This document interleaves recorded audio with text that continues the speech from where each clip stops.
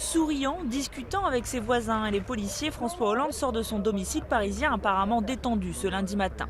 Pourtant, ce n'est plus le même homme depuis quelques heures. Alors pas question de se reposer pour le nouveau président de la République. Direction son QG de campagne. C'est le travail. Au menu, une réunion avec sa garde rapprochée. On va faire le point, regarder les résultats et puis préparer l'avenir. Première certitude, la passation de pouvoir entre Nicolas Sarkozy et François Hollande aura lieu le 15 mai prochain. Dans la foulée, le Premier ministre sera nommé. Selon les premiers sondages, Martine Aubry et Manuel Valls seraient les deux favoris des Français, la maire de Lille obtenant les faveurs des électeurs de gauche. Dans l'entourage du président élu, c'est en revanche le maire de Nantes, Jean-Marc Ayrault, qui tient la corde. Ensuite, le gouvernement sera annoncé, un conseil des ministres aura lieu avant que le nouveau président s'envole pour les États-Unis, rencontrer Barack Obama avant le sommet du G8.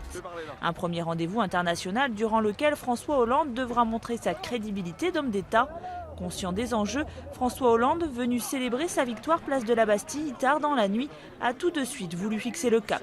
Il n'y a pas d'étape finale, non. Chaque fois qu'on franchit une épreuve, victorieusement, il y en a une autre qui arrive. Là, nous avons réussi la victoire électorale. Ce que nous devons faire, c'est réussir le redressement de notre pays. Premier enseignement de cette élection, la panique annoncée sur les marchés boursiers n'a pas eu lieu. Certes, les cours sont en baisse ce lundi, mais selon les spécialistes, ce sont plus les résultats des élections législatives grecques, avec la poussée de l'extrême gauche et de l'extrême droite et l'absence de majorité qui inquiète.